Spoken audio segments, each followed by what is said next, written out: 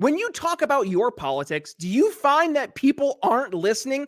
Well, it might not be you, but rather just might be the people you're speaking to. Yeah, let's talk about that. Instead of focusing on winning arguments, we're teaching the basic fundamentals of sales and marketing and how we can use them to win in the world of politics, teaching you how to meet people where they're at on the issues they care about. Welcome to the Brian Nichols Show. Well, hey there, folks. Welcome to the Brian Nichols Show. Thank you for joining us. I am, as always, your humble host, joining you live from our Cardio Miracle Studios here in lovely Eastern Indiana. Folks, if you want to start your heart health journey like I have over the past 4 months, I've been using Cardio Miracle, not just promoting them here on the show. And I got to tell you, the Cardio Miracle difference for yours truly is in fact real. And I can almost 100% guarantee it'll be real for you as well, because Cardio Miracle not only is an amazing supplement based on nitric oxide that helps improve your overall heart health, but it will help improve your blood pressure, help improve your sleep. Gentlemen, help improve your sexual health. And I've actually been seeing the Cardio Miracle difference for myself when it comes to blood pressure. My family have had a family history of high blood pressure. And I thought, well, I guess this is my life, high blood pressure. And then Cardio Miracle ended up being a miracle for my heart health. I went to the doctors today and my normal 150 over 90 or 100 blood pressure was down to 122 over 77. That's 4+ months now of using Cardio Miracle. And I got to tell you guys, yeah, the Cardio Miracle difference is real. So if you want to go ahead and experience the Cardio Miracle difference for yourself, head over to cardiomiracle.com. Use code TBNS at checkout for 15% off your order. Cardio Miracle, quite literally the best heart health supplement in the world, and you have a 100% money back guarantee. So you have nothing to lose besides that high blood pressure. So one more time, cardiomiracle.com. Be sure to use code TBNS for 15% off your order. All right.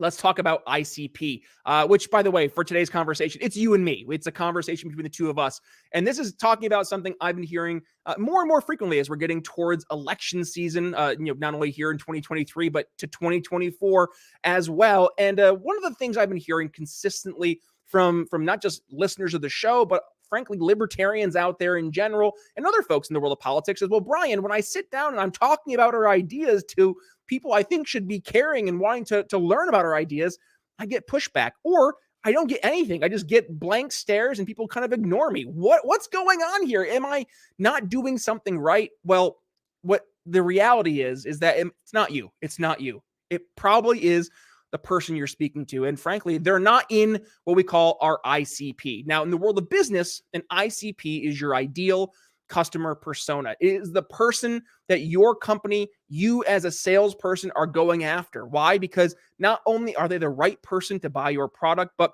they have specific pain points that your product or service can help address. So we're looking at this through the lens of politics. It might not necessarily be our ideal customer persona, but how about our ideal voter persona? Who are they? And how do we meet them on the issues they care about? And with that, I said, you know what we should do? We should outline who the ICP is for libertarians. So I went ahead and did that. And today, I'm going to break it down into 3 different buckets that I've identified our libertarian ICP as. Number 1, the disillusioned voter. They're tired of the two-party system. They're tired of the constant partisan back and forth and bickering. They want practical solutions, actionable solutions, not just platitudes and rhetoric. They might be open to voting for third party, and heck, they might be open to voting for libertarian candidates. And maybe they value things like civil liberties, privacy rights, ending the war on drugs, heck, ending the wars. And of course, they're concerned about government overreach and spending. Bucket 2, the politically homeless. Who are they? Well, they're folks who don't strongly identify one way or another, Democrat, Republican, or indifferent. They're an independent thinker, willing to hear new ideas, focused on issues not addressed by those two major parties. And more often than not, have a lot of young voters who are more open to voting for third party than their parents and their grandparents. The third bucket I identify is our true libertarian base, strong advocates for libertarian philosophy and policies. They want reduced taxes, spending, and regulations. They're passionate about their gun rights, free markets, and privacy, and of course, concerned about government censorship, foreign policy, and overreach. The ideal ICP for libertarians combines elements of all 3, not just diehard libertarians, but also disillusioned voters open to an alternative. And with that, your messaging, our messaging, should be focused on shared values and improving the lives of others with libertarian solutions. Now, when I'm also asked, Brian, well, we have a presidential election coming down the pike here. So, of the libertarians who have announced that they're running for office, well, who do you like the most? I don't know if I like anybody the most, but I've definitely had a bunch of folks who are running for office on my show.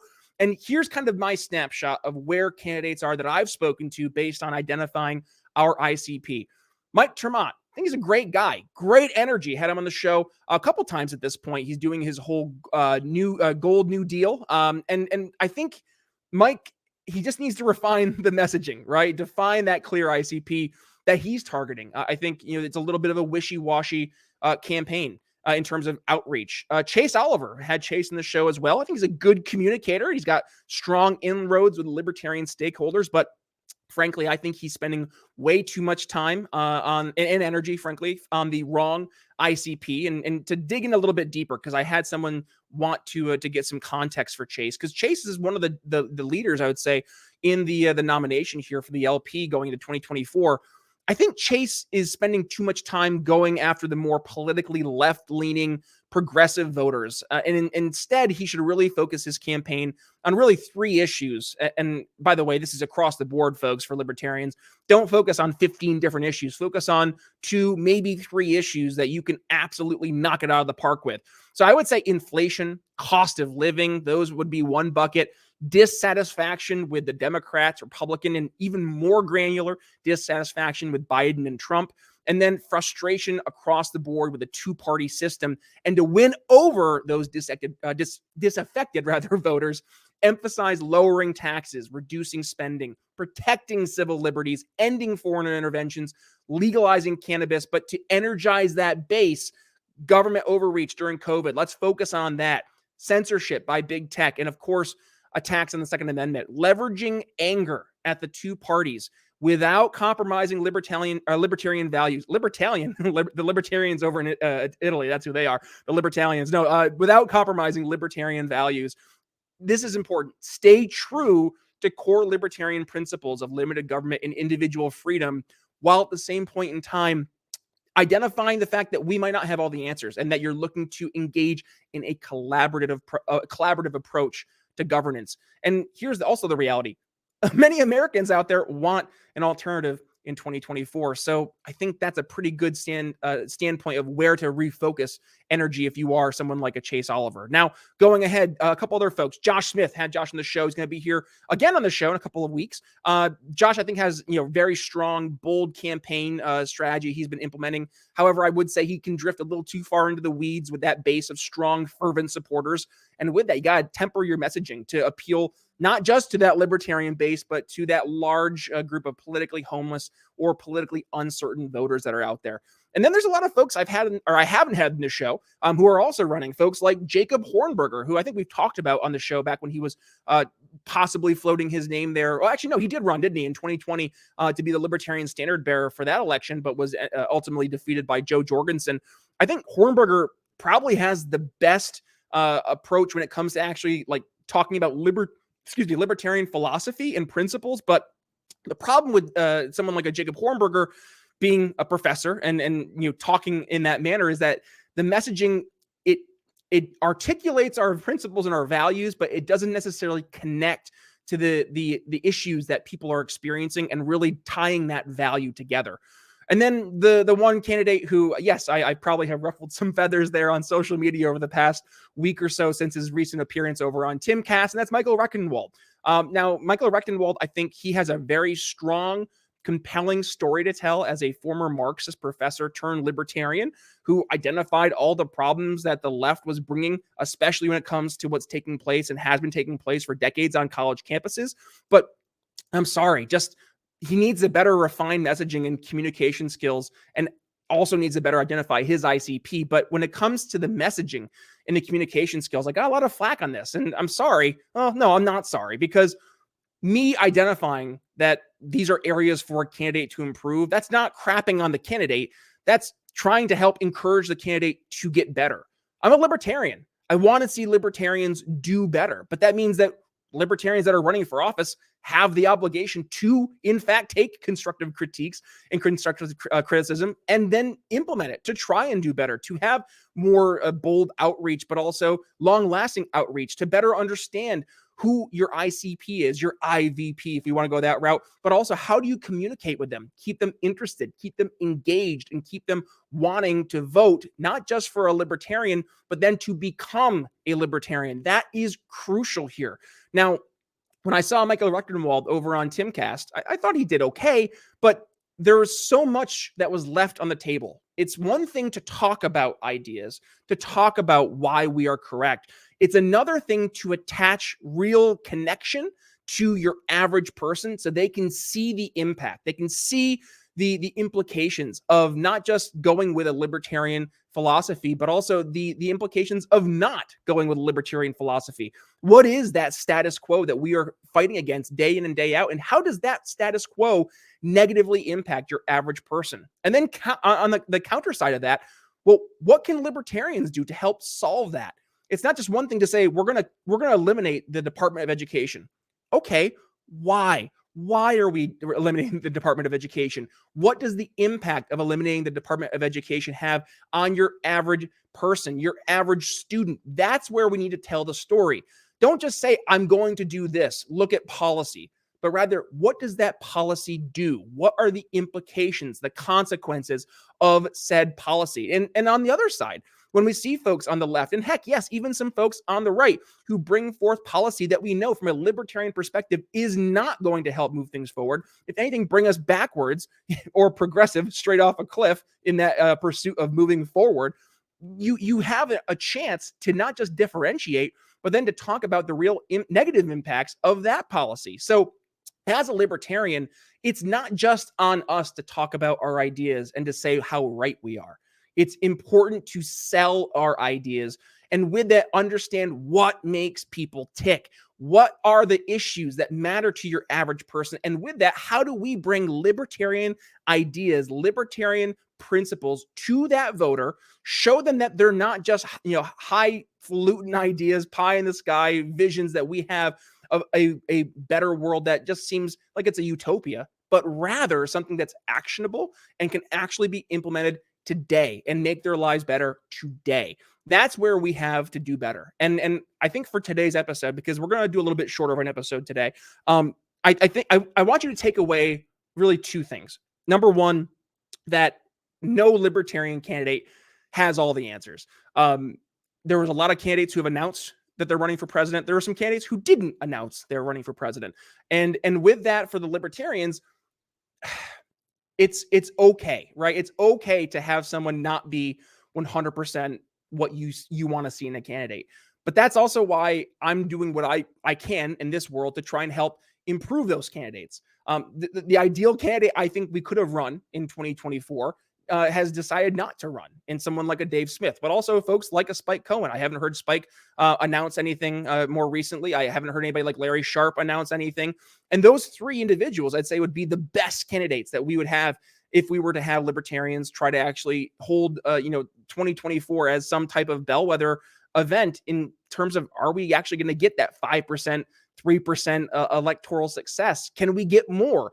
And I don't see that right now with our current group of candidates. And that's not trying to crap on those candidates. Heck, 3 of them have been on the show, but rather identifying the reality that there are areas for us to get better. So with that, not every candidate is going to be 100% what you want to see, but I think it's a great chance for us to work together and get those candidates as well-rounded and well-molded to be the best candidate they can be by working together. That's number one. Number two is that we have an obligation as libertarians to quit the nonsense. We got to quit the infighting, quit looking at any critiques or constructive criticism as personal attacks or affronts on a person or a candidate. That's not what this is. And if we want to get better, if we want to get out of this third place that we've been stuck in since we were founded in the 1970s, we have to do things differently. And that means first identifying how we run candidates and how we work on improving our candidates. If we can't take any type of criticism without taking it to heart, we as a movement are doomed from the onset, because part of getting better is realizing where you don't do well. And by realizing where you don't do well takes some humility. I'm not good at a lot of things. I can't go outside and run a 5K overnight and do it in like 20 minutes. No, I just blew my knee out. I can't do that. There's a lot of things I can't do, but there are things that I can do. I can help with coaching on messaging. I can help with coaching on sales skills. I can help coach about our ICP, but that's just me bringing that to the table. And I want folks in the campaigns to hear that and know Brian's not being a dick. He's not going out trying to crap on candidates, but rather, how do we help the candidates that you're representing? Or if you are a candidate, how do we help you do better? And that's where I want to leave today is we have to focus on how we can do better as a movement, as a party. And if we want to have any electoral success, it is imperative that we start fixing things now. I've been in this movement since 2015, and I really became hyper involved in my podcast in 2018. And ever since then, it's just been like herding cats. I keep on seeing this constant back and forth, this constant bickering, whether it's the old pragmatic caucus with the advent of the Mises caucus to now we have the classical liberal caucus. And it's fighting nonstop. And when you are a third party like us, and you have folks out there who are curious in said third party, and the only thing they see when they start peeking behind the curtain is infighting, it's going to push them away. Imagine you're getting ready to buy a car from a dealership. And this car is a used car, let's say, and you feel pretty good. You did your test drive. You're like, okay, this might be the car for me. And then you're waiting in the lobby to sign off on paperwork when you know the car that you are purchasing was let's say refurbished from the dealership and their team that they have there in the mechanics depot. I almost said depot. The mechanics bay. And you're sitting there, and all of a sudden you hear the mechanics start to fight with each other about how things aren't being done properly on these cars that they're rehabbing and they're refurbishing. And all of a sudden you start to raise your eyebrow. You're like, huh, they're talking about this right now and they're fighting about this right now. And I'm the one who's supposed to be buying a car that they just worked on. Makes you a little uneasy, doesn't it? And rightfully so, because buyer's remorse is a real thing. And we have to address that buyer's remorse is a real thing. We don't want to put our customers in a position, in this case, our voters in a position where they feel the buyer's remorse just by peeking behind the curtain. We have to give a great product. And with that, we have to give a great face behind the product. So I'm going to challenge you, if you're listening to today's episode and you find yourself in one of those camps where you either are engaging in said fight or you're bringing the fight to the table, just don't. Let's try to work on things like adults and actually work on addressing these issues internally in a grown-up way, much like we say we can when we're bringing it to Washington, when we're bringing it to our state capitals, and when we're bringing it to our local areas where we're trying to get inroads. We have to not only talk a good game politically, but also show a good game as an organization. So with that being said, that's all we have for you today. If you enjoyed today's episode, please go ahead, give it a share when you do tag yours truly at B Nichols Liberty. And by the way, you can find this show pretty much anywhere, whether it's on the video version of the show, which is on YouTube, Rumble, X.com, as well as Ben Swan's Sovereign, SOVREN, which if you are watching us over on Sovereign, well, congratulations. You're seeing today's episode before anybody else. That's your Sovereign exclusive. And yes, we're on all your podcast platforms, Apple Podcasts, Spotify, YouTube Music, wherever it is you get your podcast. Just do me a favor, hit that subscribe button, download all unplayed episodes, and of course, go ahead and give us a rating and review, 5 stars. I would greatly appreciate it because it helps move us up the algorithms and reach more people who are maybe in our movement, but also outside of our movement, talking about how we meet people where they're at on those issues they care about. And one last ask, if you are enjoying what we're bringing to the table here at the Brian Nichols Show, well, go ahead and give us some love. Donate to the show. Donate pages there at briannicholsshow.com/donate. One-time donation. If you want to do a recurring donation, every little bit goes into the show, helps us pay for our studio, pay for our streaming, keep the lights on, all that fun stuff that has to take place in order for us to keep on doing a show like this. So we've been doing it since 2018. I see us doing it for another long time as well, hopefully until 2028 and beyond. So if you want to be a part of that and help us grow here at the Brian Nichols Show, support us here at the Brian Nichols Show, I would greatly appreciate it as Brian Nichols. So, no, just teasing, but I do appreciate it. So, with that being said, folks, that's all I have for you today. Yes, a little bit shorter of an episode. I appreciate you sticking around with me as I do a one-on-one with you, my loyal member of my audience. And otherwise, that's all I have for you. You got any questions, comments, concerns? Ask me on social media at bnicholsliberty, Twitter or Facebook, or email me, brian@briannicholsshow.com. But with that being said, that's all we have for you. Brian Nichols signing off here on The Brian Nichols Show for yours truly. We'll see you next time. Thanks for listening to The Brian Nichols Show. Find more episodes at briannicholsshow.com.